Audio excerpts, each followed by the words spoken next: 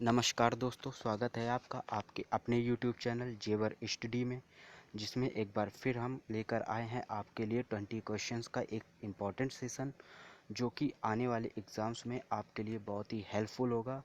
तो दोस्तों, ये जो सेशन है आपका वो खनिज संपदा एवं ऊर्जा से संबंधित है। तो दोस्तों, यदि आप इस चैनल में नए हैं तो इस चैनल को लाइक, सब्सक्राइब एवं शेयर करना बिल्कुल भी ना भूलें। तो दोस्तों, शुरू करते हैं इस सेशन का पहला क्वेश्चन, जो कि है पवन ऊर्जा की स्थापित क्षमता के मामले में भारत का स्थान है। ऑप्शन ए पहला, ऑप्शन बी दूसरा, ऑप्शन सी तीसरा एवं ऑप्शन डी पाँचवा। तो दोस्तों, पवन ऊर्जा की स्थापित क्षमता के मामले में अगर बात करें तो इसका ऑप्शन डी बिल्कुल राइट आंसर है, जो कि है पाँचवा। जी हाँ दोस्तों, भारत का जो पवन ऊर्जा में स्थापित क्षमता के मामले में स्थान है वो आपका पाँचवा है। जबकि पहले स्थान की बात करें तो संयुक्त राज्य अमेरिका का पहला स्थान है, दूसरा स्थान जर्मनी का है, तीसरा स्थान स्पेन का है, चौथा स्थान चाइना का है और पांचवा स्थान हमारे भारत का है। तो दोस्तों, इसका जो राइट आंसर है आपका ऑप्शन डी है, पाँचवा। तो बढ़ते हैं अपने अगले क्वेश्चन नंबर 2 की ओर। भारत में प्रथम सोलर प्लांट की स्थापना कहाँ पर हुई? Option A Amritsar, option B Ahmedabad, option C Leh एवं ऑप्शन डी लखनऊ। तो दोस्तों, भारत में प्रथम सोलर प्लांट की बात करें तो ये 2009 में लगाया गया था, जो कि मनमोहन सिंह जी की सरकार में लगाया गया था। तो दोस्तों, इसका जो राइट आंसर है वो है आपका ऑप्शन ए। जी हाँ दोस्तों, अमृतसर में पंजाब में 2009 को पहला सोलर प्लांट लगाया गया था।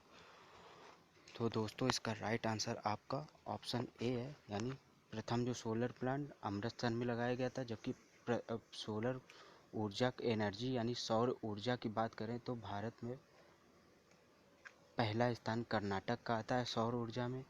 तो दोस्तों, इसका राइट आंसर आपका ऑप्शन ए है। तो अब बढ़ते हैं अपने क्वेश्चन नंबर 3 की ओर। कोयले का रूप जो लकड़ी से मिलता है और जिसमें 40% कार्बन होता है। Option A bituminous, option B anthracite, option C peat एवं ऑप्शन डी लिग्नाइट। तो दोस्तों, ये जो ऑप्शन में आपके कोयले के 4 रूप दिए गए हैं और पूछ रहा है कि लकड़ी का कोयला जो है वो किस श्रेणी में आता है। इसमें 40% तक कार्बन की मात्रा होती है। तो इसका जो राइट आंसर है वो आपका ऑप्शन सी है, यानी पीट। जी हाँ, पीट कोयले की ही श्रेणी में लकड़ी का कोयला आता है, जो कि पीट जो कोयला है वो सबसे ख़राब कोयला होता है और इसमें कार्बन की मात्रा सबसे कम होती है। लगभग 50 से 60% कोयले की कार्बन की मात्रा इस कोयले में होती है। जबकि सबसे अच्छे कोयले की बात करें तो वो एंथ्रेसाइट है, जिसमें 95% से लेकर 98% तक कार्बन की मात्रा पाई जाती है। और अगर भारत में बात करें तो भारत में सबसे अधिक आपका बिटुमिनस कोयला पाया जाता है, जो कि दूसरे नंबर का सबसे अच्छा कोयला होता है। तो दोस्तों, इसका जो राइट आंसर है वो है आपका ऑप्शन सी पीट। अब बढ़ते अपने अगले क्वेश्चन नंबर 4 की ओर। एशिया का सबसे बड़ा पवन ऊर्जा का केंद्र भारत में कहाँ स्थित है? Option A Kutch, option B बड़ोदरा, ऑप्शन सी कोचीन एवं ऑप्शन डी पुणे। तो दोस्तों, एशिया का सबसे बड़ा जो पवन ऊर्जा का केंद्र भारत में है वो आपका बिल्कुल राइट जो आंसर है वो है आपका ऑप्शन ए। जी हाँ दोस्तों, कच्छ के मांडवी में एशिया का सबसे बड़ा पवन ऊर्जा का केंद्र है। तो दोस्तों, आपका ऑप्शन ए बिल्कुल राइट आंसर है। अब हम बढ़ते हैं अपने अगले क्वेश्चन की ओर, क्वेश्चन नंबर 5, जो कि तरंग ऊर्जा पर आधारित भारत का पहला ऊर्जा संयंत्र कहाँ पर स्थित है? Option A Thiruvananthapuram, option B Chennai, option C Bangalore एवं ऑप्शन डी भावनगर। तो दोस्तों, तरंग ऊर्जा की बात करें तो जो तरंग ऊर्जा का भारत का पहला ऊर्जा संयंत्र है वो आपका ऑप्शन ए बिल्कुल राइट आंसर है। जी हाँ दोस्तों, तिरुवनंतपुरम के विजिंगम जो कि जगह है तिरुवनंतपुरम में, वहाँ पर तरंग ऊर्जा पर आधारित भारत का पहला ऊर्जा संयंत्र लगाया गया था। तो दोस्तों, इसका जो राइट आंसर है वो आपका ऑप्शन ए है, तिरुवनंतपुरम। अब बढ़ते हैं अपने अगले क्वेश्चन नंबर 6 की ओर। चावल की भूसी से चलने वाला भारत का एकमात्र बायोमास ऊर्जा संयंत्र कहाँ स्थित है? Option A Jhalkari, option B Bhuj, option C Jaipur एवं ऑप्शन डी अनंतपुर। तो दोस्तों, चावल की भूसी से चलने वाला जो भारत का पहला एकमात्र बायोमास ऊर्जा का संयंत्र है वो आपका ऑप्शन ए बिल्कुल राइट आंसर है। जी हाँ दोस्तों, झालखारी जो कि पंजाब में है, झालखारी में चावल की भूसी से चलने वाला भारत का एकमात्र बायोमास ऊर्जा संयंत्र लगाया गया था। दोस्तों अब हम बढ़ते हैं अपने अगले क्वेश्चन नंबर 7 की ओर। भारत में सौर तालाब का निर्माण किया गया जो एशिया में अपनी तरह का पहला संयंत्र है। Option A Satara, option B Jalandhar, option C Bhuj एवं ऑप्शन डी खड़गवासला। तो दोस्तों भारत में जो सौर तालाब का निर्माण किया गया जो कि एशिया में अपनी तरह का पहला संयंत्र था, तो दोस्तों ये आपके ऑप्शन सी बिल्कुल राइट आंसर है। जी हाँ दोस्तों, गुजरात के भुज में ये सोलर तालाब का निर्माण किया गया था जो कि एशिया में पहला है अपनी तरह का संयंत्र। तो दोस्तों इसका जो राइट आंसर है आपका ऑप्शन सी है। अब हम बढ़ते हैं अपने अगले क्वेश्चन नंबर 8 की ओर। भारत के किन क्षेत्रों में टर्शियरी कोयले की प्रधानता है? Option A Meghalaya, option B Assam, option C Jammu Kashmir एवं ऑप्शन डी उपरोक्त सभी। तो दोस्तों भारत में जो टर्शियरी कोयले की जो प्रधानता है वो आपका ऑप्शन डी बिल्कुल राइट आंसर है। जी हाँ दोस्तों, यानी उपरोक्त सभी यानी मेघालय, असम, जम्मू कश्मीर और इनके अलावा नागालैंड, अरुणाचल प्रदेश भी ऐसे राज्य हैं जहाँ पर टर्शियरी जो कोयला है उसकी प्रधानता है। तो दोस्तों इसका जो राइट आंसर है आपका ऑप्शन डी है, उपरोक्त सभी। अब पढ़ते हैं क्वेश्चन नंबर 9 की ओर। लिग्नाइट कोयले की प्रधानता भारत के किस राज्य में है? तो दोस्तों option A Andhra Pradesh, option B Kerala, option C Tamil Nadu, option D Maharashtra. Lignite कोयला जो कि कोयले की श्रेणी में तीसरे नंबर का कोयला है जो कि जिसमें 70 से 75% तक मैक्सिमम कार्बन होता है। तो दोस्तों लिग्नाइट जो कि भूरा कोयला भी होता है कहा जाता है। तो दोस्तों इसका जो ऑप्शन सी यानी तमिलनाडु बिल्कुल राइट आंसर है। जी हाँ दोस्तों, तमिलनाडु में सर्वाधिक लिग्नाइट कोयला पाया जाता है। और अगर तमिलनाडु के बाद बात करें तो दूसरा राज्य गुजरात है जहाँ पे लिग्नाइट कोयले की प्रधानता है। तो दोस्तों इसका जो राइट आंसर है आपका ऑप्शन सी तमिलनाडु है।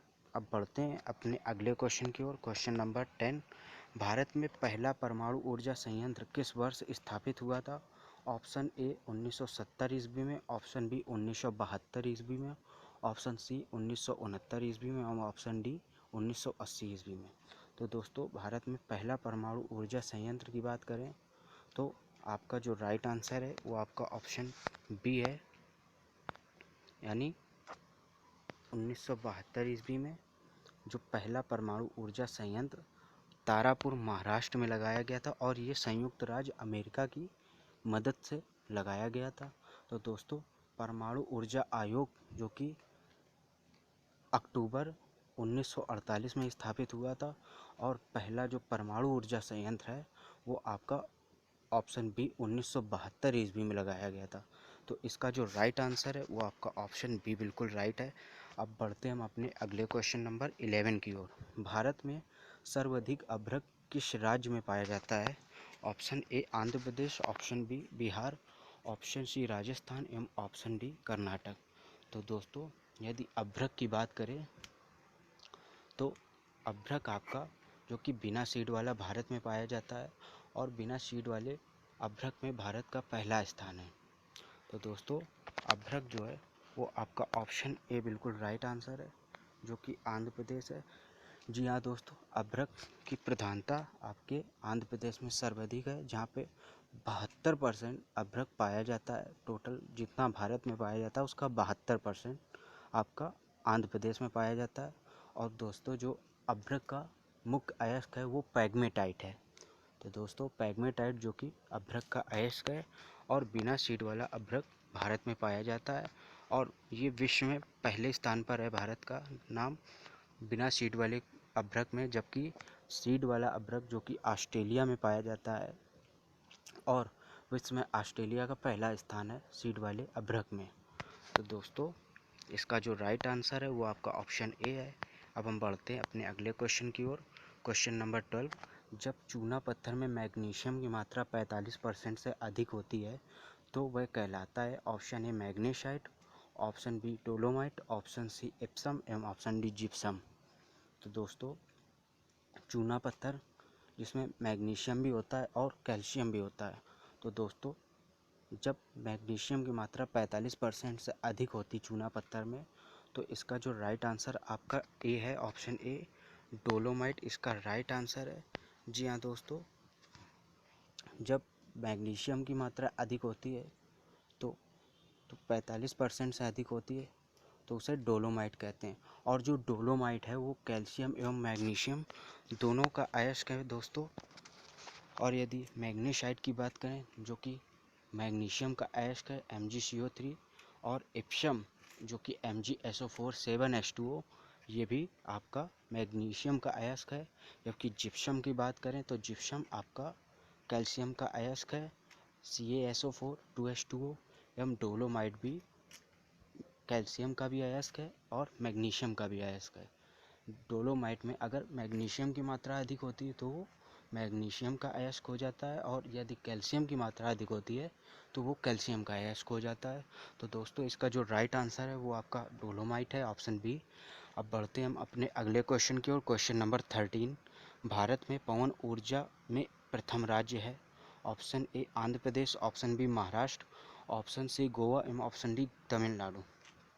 तो दोस्तों विश्व में अगर पवन ऊर्जा की स्थापित क्षमता के मामले में जैसा कि बताया था कि भारत का 5वां स्थान है, तो और भारत में पवन ऊर्जा में प्रथम राज्य यानी अग्रणी राज्य जो है आपका ऑप्शन डी बिल्कुल राइट आंसर है, यानी तमिलनाडु। जी हाँ दोस्तों, तमिलनाडु ऐसा राज्य है जो कि पवन ऊर्जा की क्षमता में पहला है, प्रथम राज्य है, और यहाँ से लगभग 4000 मेगावाट ऊर्जा का उत्पादन होता है तमिलनाडु से, जो कि पवन ऊर्जा है। तो इसका राइट आंसर आपका ऑप्शन डी है। जबकि सौर ऊर्जा की बात करें तो सौर ऊर्जा में कर्नाटक का पहला स्थान है भारत में। तो दोस्तों अब हम बढ़ते हैं अपने अगले क्वेश्चन की ओर। क्वेश्चन नंबर 14, राजस्थान के किस क्षेत्र में सीसा जस्ता का भंडारण पाया जाता है। Option A Udaipur, option B Maharashtra, option C Goa एवं ऑप्शन डी राजस्थान। तो दोस्तों यदि चांदी के भंडारण की बात करें तो इसका जो राइट आंसर है वो आपका ऑप्शन डी है। जी हाँ दोस्तों, राजस्थान में चांदी का सर्वाधिक भंडारण पाया जाता है। तो दोस्तों इसका जो राइट आंसर है वो आपका ऑप्शन डी है। अब बढ़ते हैं हम अपने क्वेश्चन नंबर 16 की ओर। कोयला उत्पादन एवं भंडारण की दृष्टि से भारत का सबसे बड़ा कोयला क्षेत्र है। Option A Andhra Pradesh, option B Tamil Nadu, option C Jharkhand एवं ऑप्शन डी कर्नाटक। तो दोस्तों कोयला उत्पादन एवं भंडारण की बात करें तो इसका जो राइट आंसर है वो आपका ऑप्शन सी है झारखंड। जी हाँ दोस्तों, झारखंड का झरिया क्षेत्र जो कि कोयले के भंडारण एवं उत्पादन के लिए जाना जाता है, और झारखंड जो कि बहुत ही मुख्य भूमि है, जो कि छोटा नागपुर का पठार है, वहाँ पे कोयले का सबसे अधिक भंडारण है। तो दोस्तों इसका जो राइट आंसर है आपका ऑप्शन सी है, यानी झारखंड। अब बढ़ते हैं अपने क्वेश्चन नंबर 17 की ओर। देश में राष्ट्रीय ताप निगम की स्थापना कब हुई। ऑप्शन ए 1975 ईस्वी में, ऑप्शन बी 1980 ईस्वी में, ऑप्शन सी 1965 ईस्वी में एवं ऑप्शन डी 1985 ईस्वी में। तो दोस्तों देश में राष्ट्रीय ताप निगम की बात करें तो इसकी स्थापना जो कि ऑप्शन ए बिल्कुल राइट आंसर है आपका, यानी 1975 में राष्ट्रीय ताप निगम की स्थापना जो कि विद्युत उत्पादन का प्रोत्साहन में यानी विकास के प्रोत्साहन के लिए इसकी स्थापना हुई थी नवंबर 1975 ईस्वी में। तो दोस्तों इसका जो राइट आंसर है वो आपका ऑप्शन ए है।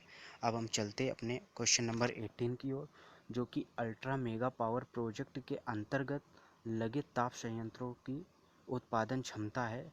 जो अल्ट्रा मेगा पावर प्रोजेक्ट हैं उनके अंतर्गत जो ताप संयंत्रों की उत्पादन क्षमता होती है उसका option A 5000 megawatt, option B 6000 megawatt, option C 4000 megawatt एवं ऑप्शन डी 3000 मेगावाट।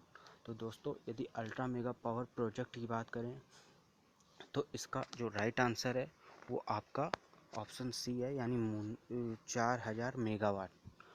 जी हाँ दोस्तों, अल्ट्रा मेगा पावर प्रोजेक्ट के अंतर्गत जो कि ऊर्जा उत्पादन होती है वो 4000 मेगावाट होती है।